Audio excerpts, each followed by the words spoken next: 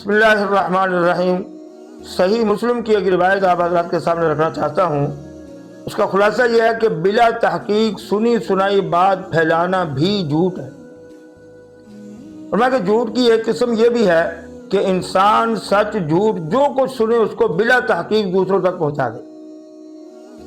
ایسا شخص جھوٹ پھیلانے کے جرم کے ساتھ ساتھ لوگوں میں بے اعتبار بھی ہو جاتا ہے، وہ شخص قابل اعتبار ہی نہیں رہتا۔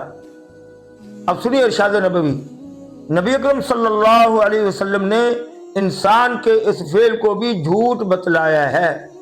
چنانچہ آپ صلی اللہ علیہ وسلم نے فرمایا کہ آدمی کے جھوٹا ہونے کے لیے، یہ صحیح مسلم کی روایت ہے، فرمایا آدمی کے جھوٹا ہونے کے لیے یہی کافی ہے کہ وہ جو کچھ سنے آگے کہتا پھرے، بلا تحقیق آگے کہتا پھرے۔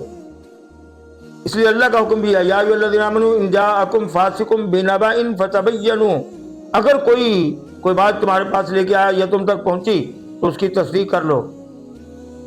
اللہ تعالی جل شانہ صحیح سمجھ نصیب فرمائے۔ السلام علیکم ورحمۃ اللہ وبرکاتہ۔